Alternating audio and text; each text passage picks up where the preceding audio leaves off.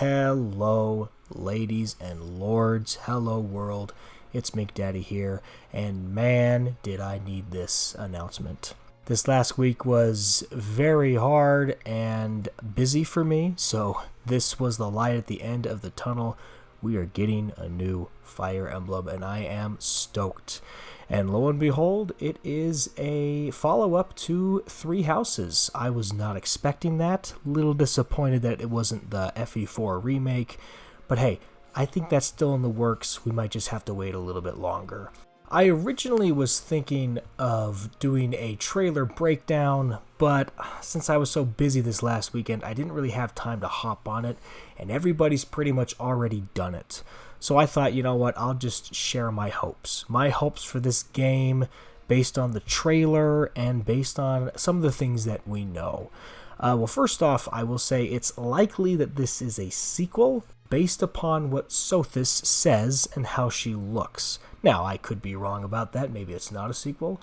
But I'm actually more inclined to believe that it's going to be a side quill, a storyline that takes place on a different continent in the same world in the future.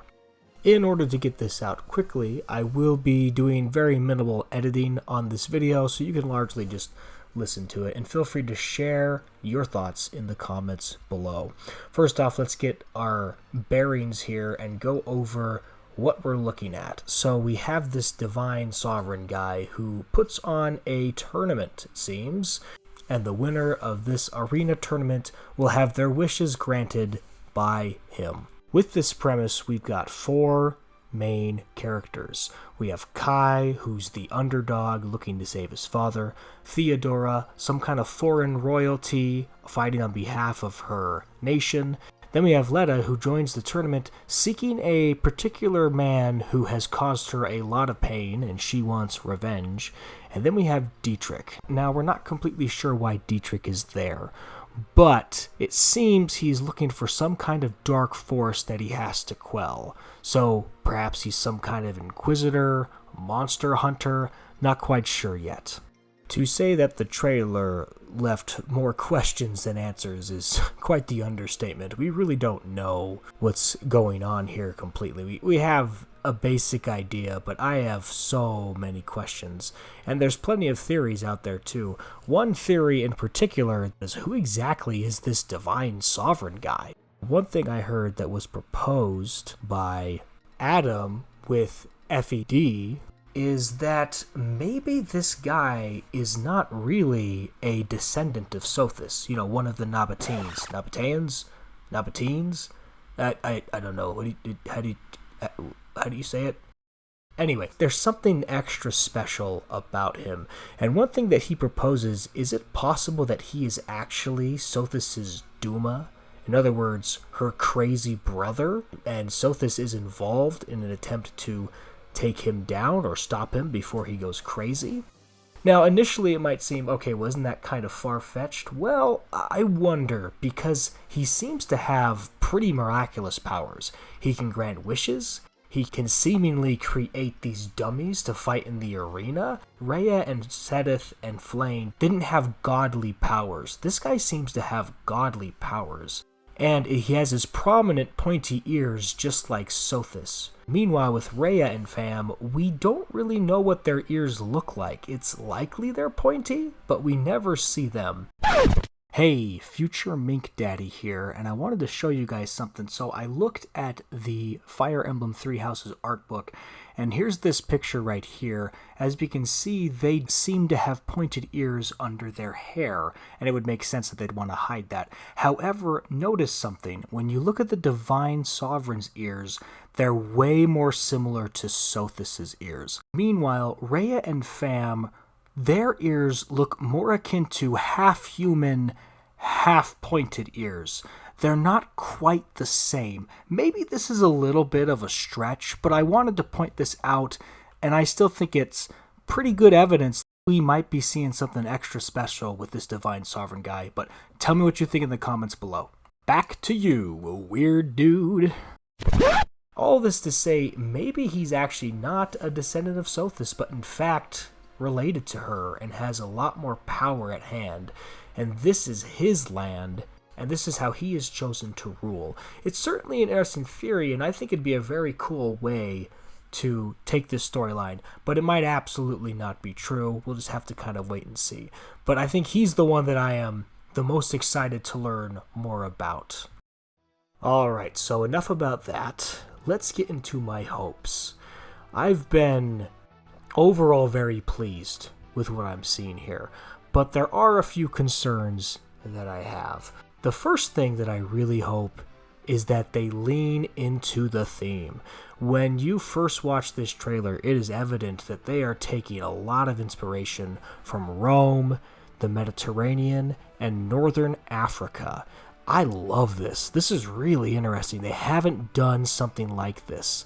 So I really want them to lean into this. Like, give me a chariot class, give me a centurion class.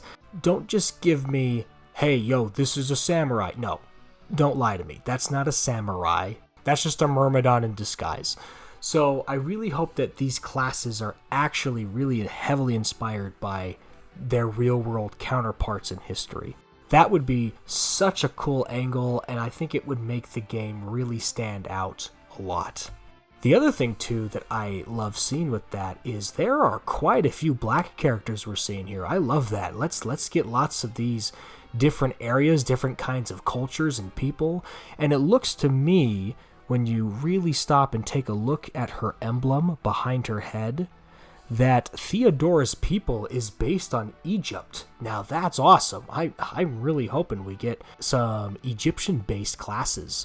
So yeah, I don't want it to just kind of be this, yeah, we kind of loosely based it on them and we're not really getting into that theme. No, please embrace it. I would love to see some exciting new classes we've never seen before.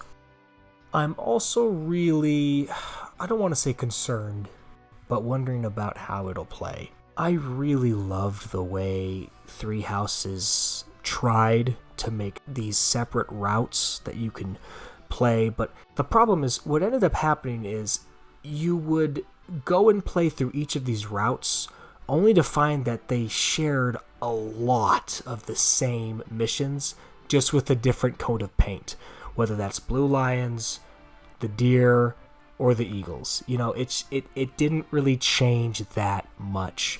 And so you felt obligated to replay the game, but didn't always want to. Replayability is an important part in Fire Emblem, but it needs to be something that feels optional, not required. And that's what I'm really hoping we get here. And I think a way to do that would be to maybe give this kind of an Octopath Traveler kind of vibe, where it doesn't really matter which character you start with, you're ultimately going to get a similar storyline. And that's not the only option. There's multiple ways you can do it. I think simply put, what I'm really hoping for is this: a very replayable game that doesn't feel like I'm required to replay it, nor do I have to start completely over to get the full story. I'm hoping that we can have just a great time playing this however many times we want to, and not have this really long, drug-out, repeated storyline that we see in Three Houses, even if I overall enjoyed Three Houses' storyline. The next hope I haven't heard many people talk about yet. We see Sothis, right? Which means there's probably going to be a rewind feature in this game. Now, I have very mixed feelings on the rewind system in Fire Emblem. On the one hand, I am such a fat fingerer. I tend to do things like wait instead of attack or something like that, and it's so nice to be able to undo my stupid mistakes.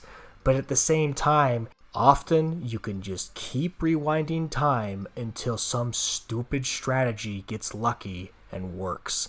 Yeah, that drives me crazy. So I'm really hoping that Fortune's Weave finds some way to fix the rewind system so that it's not so busted. One idea that I've personally had to maybe help fix the system is you give the player 10 rewinds, right? But if you want to rewind past the character's death, that costs 2 points. So if you're not very smart or reckless, and then you have 3 characters get killed in an enemy phase, if you want to undo all of that, you have to spend 6 points to do so. This would be a great way to dissuade players from using cheesy rewind tactics to beat the game. With this system, your rewind points become much more valuable, and you do not want to waste them. Because if you make an honest mistake and a character dies, it's going to cost you a lot more to fix it. But you still also then have enough points that you can fix stupid mistakes. I think this idea strikes a happy medium between the 2 issues that we have here. But what do you think? However, my biggest hopes have to do with the meme. Here we go. More Fire Emblem Three Houses discourse. The thing is this. Simply put, please, please, please, please don't add another Edelgard-like character. I already have enough stress in my life as an American dealing with people and their radical political views and refusing to have a nice, productive discussion with each other. I don't need it in my video games too. Now, I love the idea of having a gray storyline. Sacred Stones is fun. It's just a classic good versus evil storyline where you're fighting the devil himself, basically. That's fine. But man, I love Three Houses for the grayness. Every single one of the lords does something questionable. And it makes it very interesting, and I think it's a perfectly fine way to tell a story, but I don't think Edelgard was executed very well in the sense that it caused a lot of unhealthy discourse amongst the fan base. Just don't repeat that. You can still have a great storyline without having a really controversial character like Edelgard. So I'm hoping they don't do that, and I'm hoping that Dietrich isn't like that either.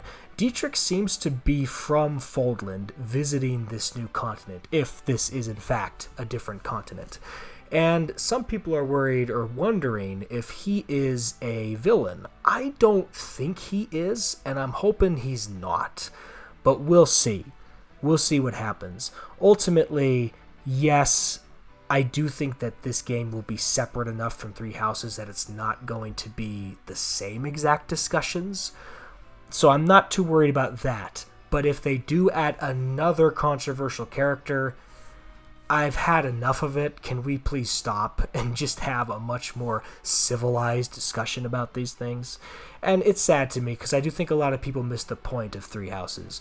The point of Three Houses is that it's a gray storyline. If you honestly think Edelgard did nothing wrong, you're missing the entire point of the storyline. So hopefully we get something a little bit better than that. But regardless, I am very relieved it's not another Engage. I did really love Engage's gameplay, but man, that storyline, way too cheesy, way too zany. Though maybe I am a little biased, as I do have a pretty strong dislike for the isekai energy that we have nowadays in anime, which I felt was pretty strong in Engage. Granted, yes, it's harder to do a storyline like that and make it very, very serious. But even so, I'm just so relieved we're at least not getting that again, and we're getting back to something a little bit more Fire Emblem, if you know what I mean. So yes, thank you, Intelligent Systems. Bring us back to the darker, grittier, and a little bit gray storyline. Just please, don't give us a character who's going to rock the boat too much in the fan base. I would really appreciate that right now. I have many hopes and dreams, but in order to not make this video too long, I'm just going to talk about one more. And that is, I hope that this game doesn't have an avatar. As of right now, we don't know, and there seems to be evidence both ways. Because there's the footage of the player controlling Kai around the Colosseum, but then there's also the footage of Sothis breaking the fourth wall. So is there an avatar? Is there not an avatar? Is it something crazy and the Divine Sovereign's actually the avatar? That would be nuts. Well, regardless, I'm hoping there's no Avatar. I am currently working on a video that talks about what I think makes a good Fire Emblem storyline, and in that video, I cover why I think avatars are not very good for Fire Emblem storylines. And it's taking a long time. It's a very long video. I'll eventually get it out. I'm really hoping with this game, they just completely bag the Avatar idea. And we actually just get original characters and no MCs. Granted, if they do have an Avatar in this game, I'll still get it. I'll still enjoy it, I'm sure. But that's just my personal hope. But anyway, what are your hopes and dreams for Fire Emblem Fortune's Weave? It's looking really fun to me, and I'm very excited for it, and I've been craving some Fire Emblem. I love playing Elden Ring Night Rain, but man, I need some Fire Emblem in my life right now. I'm predicting that it'll probably come out in February or March. That's when they usually do. But let me know what you think in the comment section below.